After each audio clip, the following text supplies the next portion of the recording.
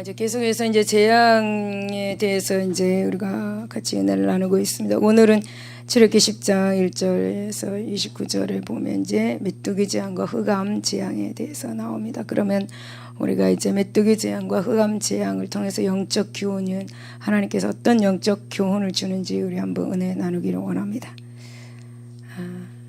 제가 좀 웃겨보려고 유머를 하나 찾았는데 내가 아무리 봐도 웃기지는 않은 것 같아요. 스펠전 목사님에게 한 성도가 찾아왔습니다. 목사님, 저에게 좀 완전한 교회 한 곳 소개시켜 주세요. 요즘 교회들은 점점점. 목사님이 대답하십니다. 그런 교회 있으면 제게도 소개해 주세요. 나도 목회 그만두고 그런 교회에 좀 다녀보게요. 하면서 덧붙이시는 말씀이, 그러나 만일 당신이 그런 교회를 발견하거든 당신은 제발 그 교회의 성도가 되지 마세요. 왜냐하면 당신이 그 교회에 다니는 순간 아마 당신 때문에 그 교회의 완전함에 깨질지 모르니까요. 이렇게 말합니다. 하나도 안 웃기죠. 이게 유머인데 하나도 안 제가 해서 안 웃긴 거 제가 해서 안 웃겨요. 여러분, 중세기의 전쟁 가운데서 유명한 로랑 장군의 이야기가 있습니다. 이 로랑 장군은 프랑스 황제 사르마뉴 대제 12용사 중에 용사입니다. 무어인과 전쟁이 벌어졌을 때 로랑이 이끄는 군대가 포위당하고 공경에 빠지게 되었습니다. 이렇게 공경에 처했을 때 옛날 전쟁에서는 이제 구원군을 부르기 위해서 뿔나파를 대장이 휴대하고 있었습니다.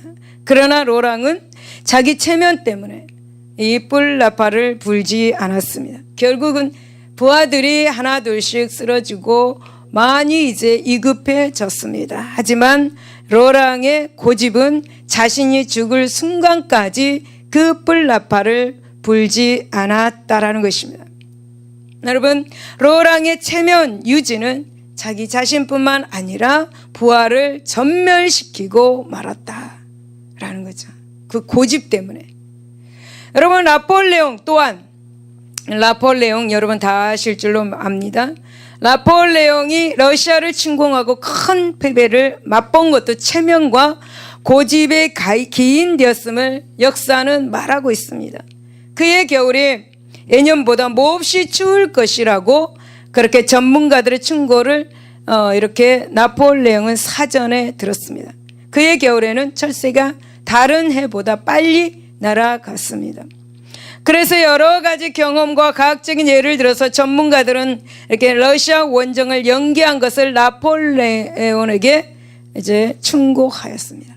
그러나 나폴레옹은 웃어 넘기고 말았습니다. 심지어는 이런 말까지 했습니다. 힘없는 인간의 충고가 나에게 무슨 필요가 있는 것인가? 나는 한다면 할 수 있다. 그런 엉뚱한 교만과 고집을 내세워가지고 결국은 수많은 사람들의 생명이 얼음 속에서 사라지고 말았으며, 여러분, 본문에 바로 역시 고집과 아집, 욕심으로 하나님의 엄청난 재앙을 맞으면서도 많은 사람들이 죽음에 처하는 것을 보면서도 바로 역시 고집으로 하나님께 두 손 두 발 들지 않고 나라가 망하는 것을 보게 됩니다. 많은 사람들과 가축들 또 채소 등을 죽이는 사태가 벌어지는 가운데서도 바로는 고집을 부리는 이 바로를 우리가 본문에서 계속해서 보게 되고 있죠. 여러분, 우리 또한 하나님 앞에서 쓸데없는 고집, 하나님 앞에서 쓸데없는 고집을 부림으로 복을 받지 못하고 있는지 우리 자신을 한번 점검해 볼 수 있는 시간이 되시기를 바랍니다. 혹시 쓸데없는 고집을 부리고 있는지요? 여러분, 1절에서 20절을 보며 이제 메뚜기 재앙이 나옵니다. 이 메뚜기 재앙을 보면서 멸망당한 자의 그 모습을 보게 됩니다. 그래서 바로는 거듭되는 이 재앙에도 불구하고 그렇게 자신의 고집과 그 욕심을 쫓아서 하나님 백성을 보내기를 거절하였습니다. 그래서 하나님께서는 더 강하게 더 크게 바로와 예굽을 치셨습니다. 여러분, 본문은 이제 8번째 재앙이 임하는 장면, 8번째 재앙은 바로 메뚜기 재앙입니다. 메뚜기란 아르베라고 말하는데요, 이 아르베라는 말은 때, 물이라는 의미를 가지고 있습니다. 그래서 그 무수한 때가 특징이기 때문에 붙여진 이름입니다. 그래서 참으로 메뚜기는 가공할 정도로 그렇게 때와 무리를 지어서 바람을 타고 이동한다고 합니다. 그 밀집도는 1km제곱미터당 대략 5,000마리나 된다고 합니다. 그리고 여러분, 메뚜기 떼를 목격한 여행자들의 말에 의하면은 1600에서 1800평방마일이나 되는 광야의 지면을 메뚜기 떼가 새까맣게 뒤덮는 것을 보았다라고 말하는 사람들도 있습니다. 그리고 어떤 여행자는 500마일, 대략 800km 가량이나 그렇게 늘어선 메뚜기 떼의 종료를 보았다라고 말하는 사람도 있습니다. 그래서 한마디로 메뚜기 떼의 무수함을 가히 짐작케 하는 것을 보게 되죠. 따라서 이제 이 메뚜기 떼의 그러한 피해란 이루 말할 수 없는, 표현할 수 없는 그런 지경이죠. 그래서 여러분, 이 메뚜기 떼가 날아다니는 소리는 꼭 소나기가 오는 것 같습니다. 옛날에 시골에서 그런 소리를 들었습니다. 메뚜기가 이렇게 날아오는 것을 보면서 꼭 소나기가 오는 그런 소리 같은 소리를 제가 들었습니다. 근데 지금 여기에서도 이 메뚜기가 날아오는 소리가 바로 소나기가 내리는 소리 같다라고 그렇게 말합니다. 여러분, 메뚜기 떼가 날아다니면 태양은 그 빛을 잃어버리고 사방의 지면은 여러분 마치 먹구름이 짙게 깔린 그런 캄캄하게 그러게 된다고 합니다. 그래서 어떤 여행자의 목격담을 몇 가지 제가 찾아보았습니다. 어떤 사람은 메뚜기 떼가 한번 휩쓸고 지나가자 푸른 들판은 마치 의장이 거두어 지듯이 푸른 풀 포기 한 포기도 찾아볼 수 없게 되고 오직 하얗게 된 굵은 나무 줄기만 남았다. 그리고 또 어떤 사람은 메뚜기 떼는 처음에는 채소를 탐식하고 그 다음에는 나무 잎사귀를 먹어치운 다음에 이어서 나무 껍질까지 갉아먹기 시작했다. 일시에 푸른 것들을 자체를 감추고 발가벗긴 나무 가지들만 시체처럼 군데군데 널려 있었다. 이렇게 말했습니다. 그리고 또 다른 목격자 말은 메뚜기 떼가 하늘에서 날고 일부는 마을을 덮치자 우리는 한낮인데도 촛불을 켜지 않을 수가 없었다. 메뚜기들은 마당, 창고, 거실, 방, 지하실까지 날아들을 수 있는 곳은 다 어디든지 갔다. 밖에 나가서 눈을 뜰 수 없을 정도였고 방 안에서도 메뚜기들을 밟고 지나지 않을 수가 없었다. 그리고 또 메뚜기가 음식물에도 들어가서 입에서 씹혔다. 심지어 메뚜기들은 가죽까지 갉아먹고 있었다. 참으로 공포의 순간이었다라고 그렇게 증언한 사람도 있습니다. 여러분, 이렇게 자연적으로 발생한 메뚜기 떼가 이 정도입니다. 하물며 하나님께서 벌의 그런 도구로 메뚜기 떼의 어마어마함, 여러분 가히 상상이 되십니까? 일반 떼만 이렇게 되는데 하나님께서 그 메뚜기 떼로 벌을 주시는 그 메뚜기 떼는 어떡하겠습니까? 하나님께서 강팍한 바로에게 당신의 군대로서 이 메뚜기 떼를 보냈던 것입니다. 여러분, 아모스나 요엘 선지자에 의하면 메뚜기 떼는 마지막 때 임할 심판의 그런 도구로 상징된 것을 보게 되는데, 아모스 7장 1절에서 2장 1절을 보면 왕이 풀을 벤 후에 풀이 다시 돋기 시작할 때 주께서 메뚜기를 의심해 메뚜기가 땅의 풀을 다 먹은지라. 요엘서 1장 4절에서 7절은 팥중이가 남긴 것을 메뚜기가 먹고 메뚜기가 남긴 것을 느치가 먹고 느치가 남긴 것을 황충이 먹었도다. 그들은 강하고 수가 많으면 그 이빨은 사자의 이빨 같고 그 어금니는 암사자의 어금니 같도다. 그들이 내 포도나무를 멸하면 내 무화과 나무를 굵어 맑게 벗겨서 버리니 그 모든 가지가 하얗게 되었도다. 메뚜기 떼가 이렇게 남김없이 이렇게 먹고, 이 메뚜기가 수도 많고 이빨은 사자 이빨 같고 어금니는 암사자의 이빨 같다고 이렇게 말하고 있습니다. 그렇다면 여러분, 지금 이 본문에서 메뚜기 떼의 공격은 이제 바로의 멸망도 멀지 않았다라는 것을 보여주고 있습니다. 그러므로 오늘 우리들은 이 점차적으로 이 멸망의 수렁텅이로 빠져들고 있는 완악한 그런 그 바로의 모습을 통해서 멸망당할 자의 전형적인 모습을 우리가 살펴보고 우리 교훈으로 삼고자 합니다.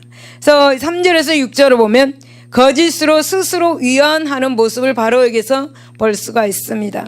여러분, 모세와 아론은 이제 하나님의 명령을 쫓아서 바로에게 가서 이제 메뚜기 떼의 무서운 재앙을 예고하면서 내 백성을 보내라 라고 그렇게 하나님의 말씀을 메시지를 거듭거듭해서 전달했습니다.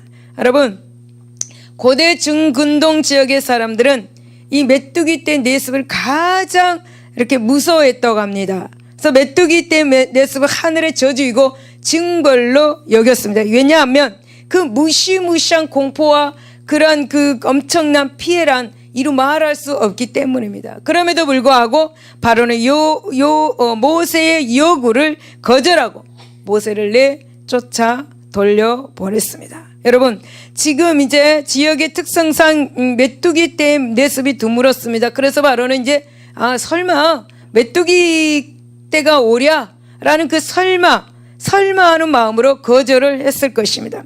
즉 바로는 이제 스스로 자신의 마음을 그렇게 위안했던 것을 보게 되죠.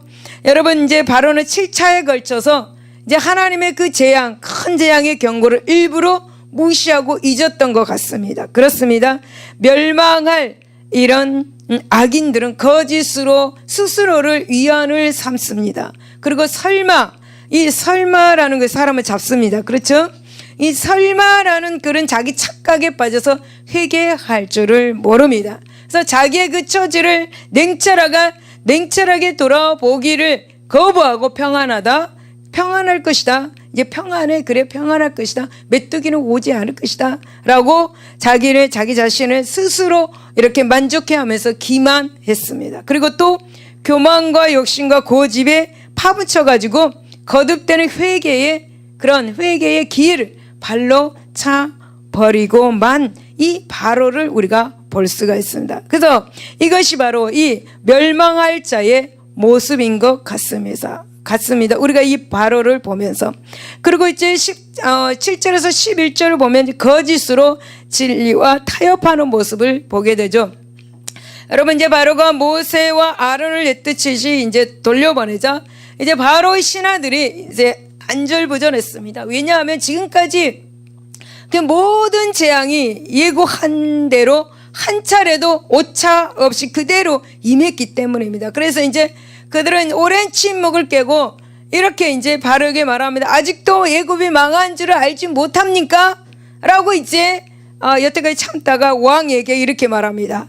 그래서 그러니까 왕이여 다시 한번 생각해 보시옵소서 라고 그렇게 탄원하는 모습을 보게 되죠. 그래서 바로는 이 신하들이 하는 말을 듣고 이제 다시 모세와 아론을 다시 불러서 타협안을 내놓습니다. 그래서 그 타협안은 무엇인가? 남자만 이제 가서 하나님께 희생 제사를 드려라.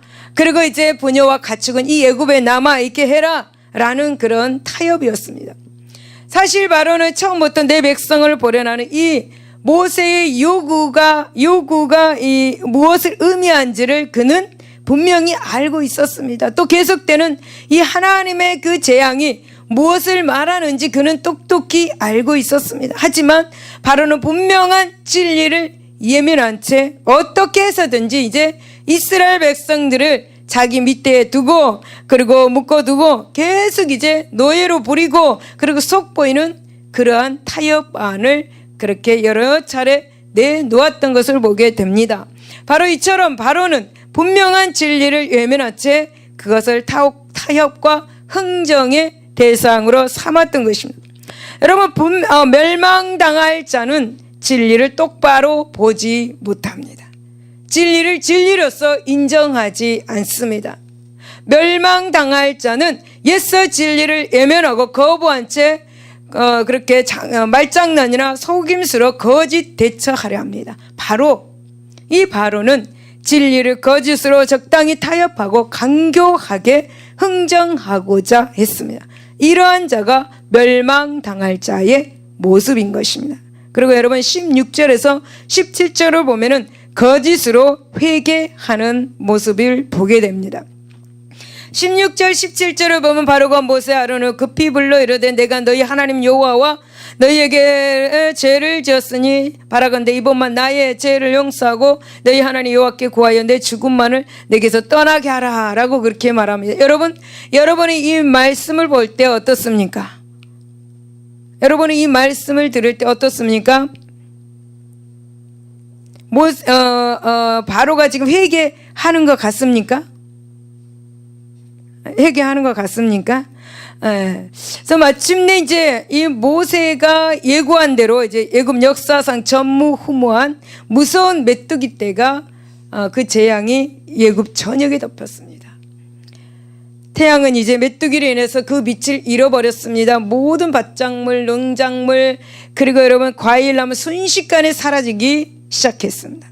이러다가는 애굽 전역에 먹을 것이라고는 하나도 남아있지 않을 판이었습니다. 이제 바로는 마음이 다급해졌습니다. 그래서 급히 이제 모세와 아론을 불렀습니다. 아까 제가 말씀드린 대로 내가 너희의 하나님 여호와와 너에게 죄를 지었으니 바라건대 이번만 나의 죄를 용서하고 너희의 하나님 여호와께 구하여 이 죽음만을 내게서 떠나게 하라 라고 부탁을 합니다. 여러분 우리가 볼 때는 정말 바로가 진실로 회개한 것처럼 이 말씀에서 보입니다. 그 말에 있어서 회개의 빛이 역력하기 때문입니다. 하지만 여러분 이것은 다급한 나머지 어떻게 해서든 당장의 공격을 면하고자 시도한 거짓이었습니다. 쇼였습니다. 쇼. 여러분 왜 쇼인가? 지금 바로가 왜 이 말이 우리가 볼 땐 쇼, 이 말씀에서 쇼를 부리고 있는 것입니다. 왜 쇼인가? 메뚜기 떼가 물러가자마자 내가 언제 그랬냐는 듯이 도로 마음이 강팍해졌기 때문입니다. 여러분 사실 이전 우박 재앙 때도 바로는 9장 27절 이번은 내가 범죄하였노라 라고 그렇게 말하면서 이스라엘 백성들을 무조건 내보내겠다고 약속을 한 사람입니다. 그런데 그 재앙이 그치자마자 바로는 자신의 약속을 헌신짝처럼 버린 사람입니다. 이 시간도 그렇습니다. 이 시간도 그 약속을 헌신짝처럼 버린 사람입니다.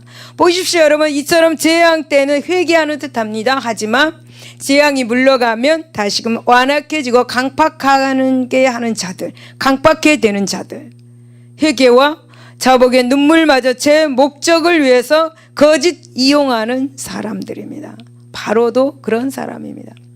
여러분 이들은 멸망의 구렁텅이만이 처소일 뿐인 것입니다. 그래서 시편 1절 6절을 보면 무릇 의인들의 길은 여호와께서 인정하신 악인들의 길은 망하리로다 라고 그렇게 말씀하고 있습니다. 여러분 이단은 쇼를 잘합니다. 쇼 눈물이 나와야 하는 때 눈물을 잘 흘린다고 합니다. 멀쩡하다가도 그때 그 시기에 눈물을 흘려야 되는 장면이면 바로 눈물을 흘린다고 합니다. 그래서 방언도 그들은 너무 유창하게 방언을 잘 한다고 합니다. 진짜 방언이 아니고 가짜 방언을. 그래야지 그 교회 들어가서 남들은 방언하고 내 자기가 방언을 못하니까 너희들은 거기 가서 남이 방언하면 너도 이렇게 해라 라고 이렇게 가르친다고 합니다. 그래서 가짜 방언들을 많이 한다고 합니다.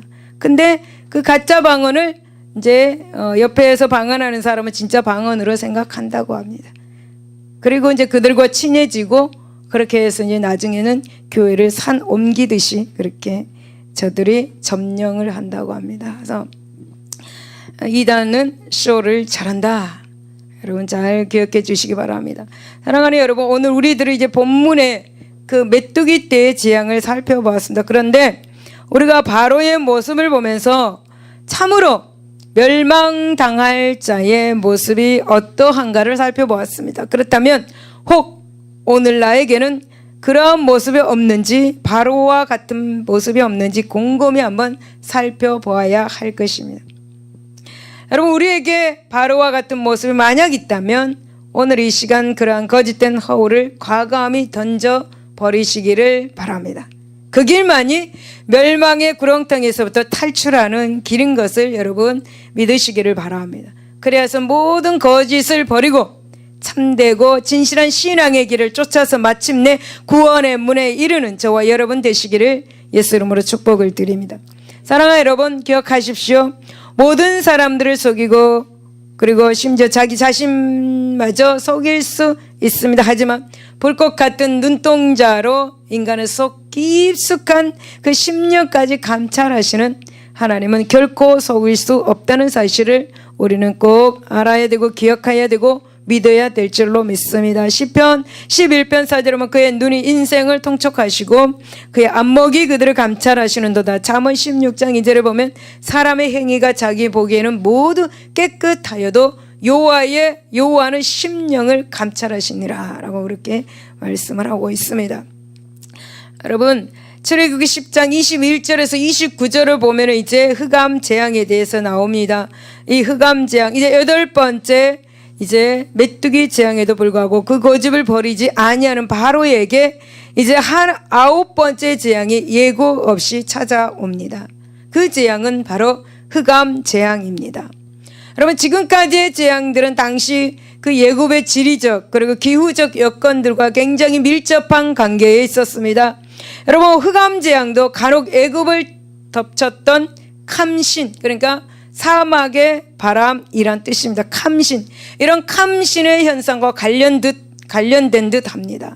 그래서 이 사막의 열풍은 보통 춘분쯤, 그러니까 불어오는 강한 바람입니다. 이 바람은 수많은 사막의 모래와 흙먼지를 동반합니다. 그렇기 때문에 마치 짙은 음무가 깔린 것처럼 어둡고 사방은 온통 그렇게 흙모래만이 날릴 뿐이라고 합니다. 따라서 이제 이 바람이 부는 2, 3일 동안은 제대로 눈을 뜰 수 없고, 왜냐하면 모래먼지가 날리기 때문입니다. 그래서 그 누구도 이제 밖으로 다닐 수가 없습니다. 다만 바람이 가라앉을 때까지 집에 문을 걸어 잠그고 있어야만 합니다. 기다려야만 합니다. 그런데 문을 잠그고 있으면 습기가 많이 차가지고 그 집안을 칙칙해가지고 견디기가 너무 힘들다고 합니다. 그래도 어쩔 수 없는 일, 문을 걸어 잠그고 있어야만 합니다. 왜냐하면 캄신 때문입니다. 여러분, 자연적으로 오는 캄신의 피해와 공포가 이 정도입니다. 하물며 하나님의 특별한 이 흑암의 위력이 어떠했을지는 가히 상상이 갑니다.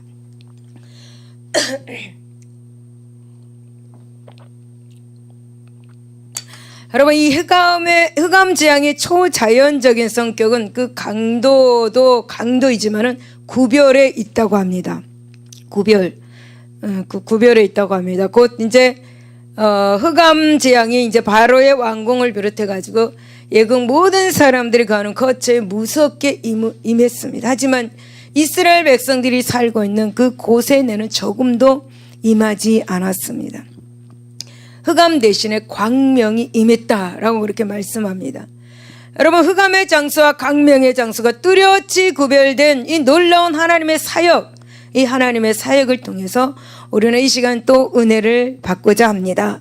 그래서 22절에서 23절을 보면 애굽 사람들이 거하는 이 애굽에는 이런 캄캄한 흑암이 있었습니다. 21절에 보면 여호와께서 모세에게 이르시되 하늘을 향하여 내 손을 내밀라 애굽 땅에 흑암이 있게 하라. 곧 더듬을 만한 흑암이라. 모세가 하늘을 향해서 손을 내밀매 캄캄한 흑암이 3일 동안 애굽 온 땅에 있어서 라고 그렇게 말씀합니다. 여러분, 모세가 하늘을 향해서 능력의 지팡이를 든 손을 그렇게 들었습니다. 그러자 이제 흑암 재앙이 애굽 사람들의 처소에 다 임했습니다. 3일 동안 임하였습니다. 그리고 그 흑암이 얼마나 두텁고 강했던지 21절에 더듬을 만한 흑암이라고 그랬습니다. 더듬을 만한 흑암, 만져질 만한 흑암, 손으로 붙잡아서 느낄 만한 흑암이라는 말입니다. 그래서 22절에 보니까 또 캄캄한 흑암 중에 여러분 흑암이라는 표현을 하고 있는 것입니다. 그래서 여러분, 애굽 궁중에서는 매일 아침마다 제사를 드린다고 합니다. 그래서 애굽의 그 궁중에서는 매일 아침 해가 뜰 때에 북을 두드리면서 노래를 부르면서 애굽 최고의 신으로 숭배한 그 태양신 라 또는 메논을 제사를 지낸다고 합니다. 아침마다. 그리고 애굽 왕 바로는 태양의 아들, 그러니까 태양신의 아들로 불리워졌다고 합니다. 하지만 여러분, 이 3일 동안 애굽을 뒤덮은 이 캄캄한 흑암은 우리에게 무엇을 말해주고 있을까요? 여러분, 그것은 바로 하나님의 재앙 앞에 태양신을 헛것이다. 그걸 가르쳐 주고 있는 거죠. 그리고 또 애굽 왕은 무능하다라는 것을 가르쳐 주고 있는 것입니다. 그래서 하나님께서 흑암 재앙을 내리신 것입니다. 즉 애굽에 내세우고 자랑하던 그 모든 신들, 왕자, 그리고 군대, 종교, 사상을 모조리 흑암성에 파묻어 버렸음을 우리에게 알려주고 있는 것입니다. 여러분, 이 세상에 하나님만이 홀로 하나님 되심을 알려주신 것이죠. 또 여러분, 이 흑암 재앙을 닥쳐올 그 열 재앙, 그러니까 10번째 재앙, 곧 죽음의 밤을 또 예견케 해주는 재앙입니다. 결국 하나님을 거역하는 자들이 궁극적으로 처할 이 캄캄한 이 멸망의 구덩이임을 알려주고 있습니다. 그래서 우리는 절대로 하나님의 말씀을 거역하지 말아야 하고요. 하나님의 말씀하시면 바로 순종해야 합니다. 근데 그 순종도 하나님께서 주시는 하나님께서 주신 말씀을 순종하는 건지, 이 사단이 와서 주는 말을 순종하는 건지, 그걸 우리는 참으로 잘 분별해야 합니다. 사랑하는 여러분, 흑암은 바깥 어두운 데 쫓겨나서 거기서 울며 이를 가는 사단과 그의 추종자들이 거할 예비된 장소인 것입니다. 그래서 우리는 우리 가정에 또 우리 삶에 이 흑암이 절대 오면 안 되는 것입니다. 그래서 우리는 항상 예수의 피로 가정과 우리 애들, 자녀들, 모든 가족의 피를 바르고 뿌리고 덮어야 합니다. 그리고 하나님 말씀을 거역하지 말고 순종해야 할 줄로 믿습니다. 그리고 23절에 보니까 이스라엘 백성들의 처소에는 강명이 있었다라고 그렇게 말씀합니다. 그동안은 사람들이 서로 볼 수 없으며 자기 처소에서 일어나는 자가 없으되 온 이스라엘 자손들이 거주하는 곳에는 빛이 있었더라, 그렇게 말씀하고 있죠. 여러분, 애굽 사람들의 지역에 임한 캄캄한 흑암, 애굽의 지역에는 캄캄한 흑암만이 있었습니다. 그러나 이스라엘 백성들이 거주하고 있는 고센 땅에는 광명의 빛만 있었습니다. 이것은 여러분, 하나님께서 그 백성을 구별하셨다라는 의미를 가지고 있겠죠.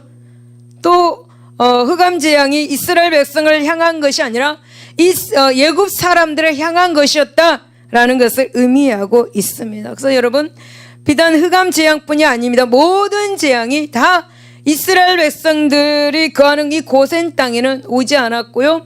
하나님의 은총만 임했고요. 애굽 땅에만 이 재앙들이 내렸습니다. 여러분, 한번 생각해 보십시오.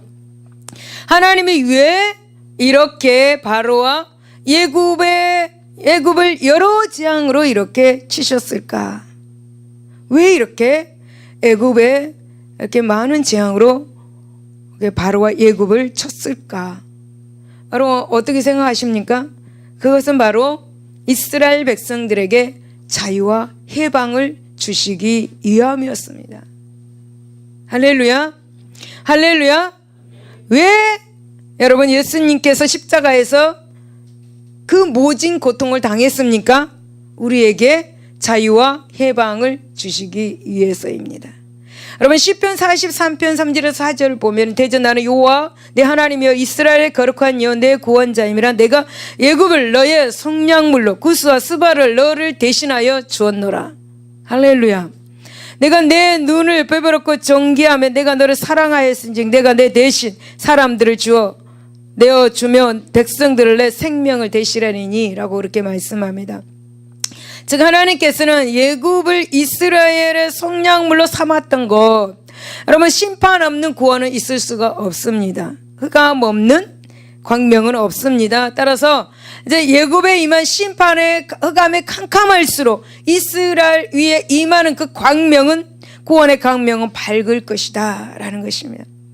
여러분, 이스라엘 위에 임한 광명은 이 사실을 잘 말해주고 있는 것입니다. 사랑하는 여러분, 진정 애굽의 흑암은 하나님의 심판과 진노를 의미합니다. 그래서 계시록 16장 10절에 보니까 또 다섯째 천사가 그 대접을 짐승의 왕자에 쏟으니 그 나라가 곧 어두워지며 사람들이 아파서 자기 혀를 깨물고 라고 이렇게 말씀합니다. 이스라엘의 광명 그분의 은총과 구원을 의미하고, 그리고 에베소서 5장 8절에 보면 너희가 전에는 어둠이더니 이제는 주 안에서 빛이라 빛의 자녀들처럼 행하라 라고 말씀을 하고 있습니다.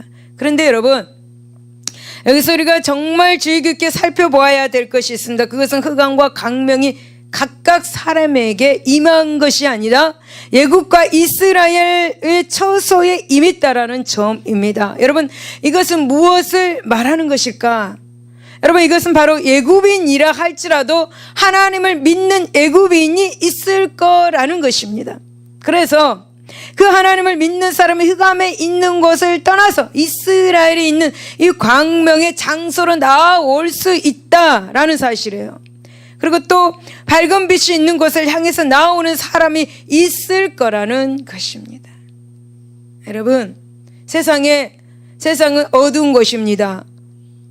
그들 중에도 하나님을 믿기 위해서 앞으로 나오는 사람이 있습니다. 예수님을 믿기 위해서 교회로 제 발로 오는 사람이 있습니다. 여러분, 우리 세상에 나가서 그 어둠 속에서 나 한 사람으로 인해서 밝은 빛을 발해야지, 그 빛을 보고 세상의 어둠에 속해 있는 사람들이 따라오는 것입니다. 할렐루야, 할렐루야. 여러분, 구원의 은혜는 그 혈통에 있는 것이 아닙니다. 구원의 은혜는 믿음에 있음을 말하고 있습니다. 그렇습니다.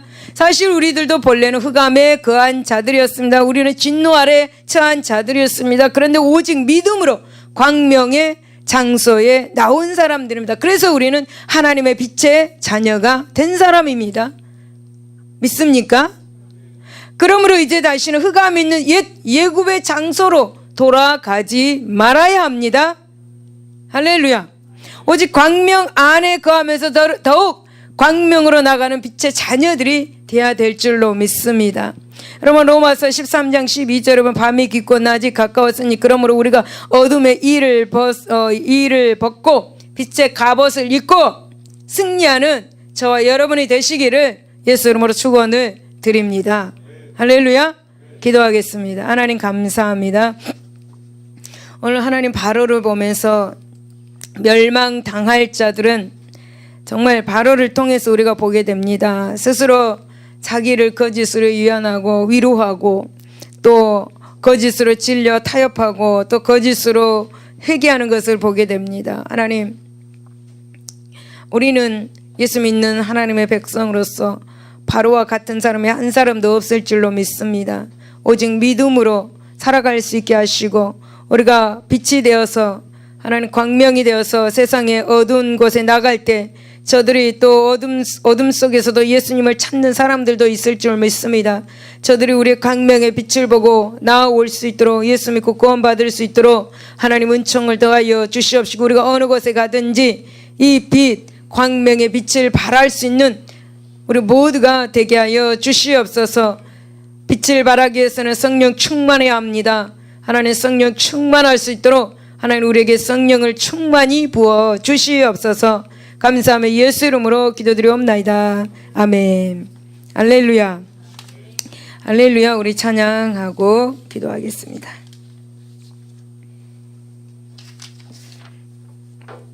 날 구원하신 감사 찬양하겠습니다.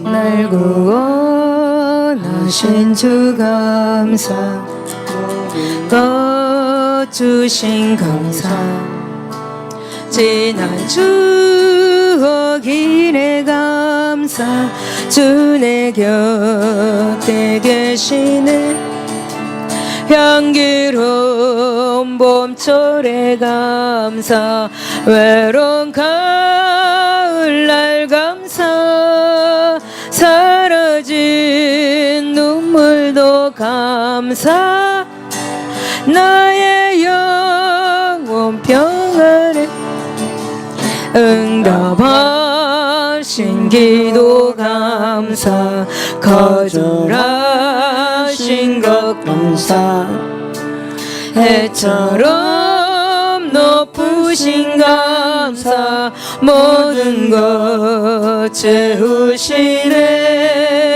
아픔과 기쁨도 감사 절망 중으로 감사 증열 못할 은혜 감사 크신 사랑 감사해 길가에 성 믿고 감사 장 믿고 다시 감사 따스한 가정 희망 주신 것 감사 기쁨과 슬픔도 감사 하늘 평안을 감사 내일의 희망 감사 원토록 감사해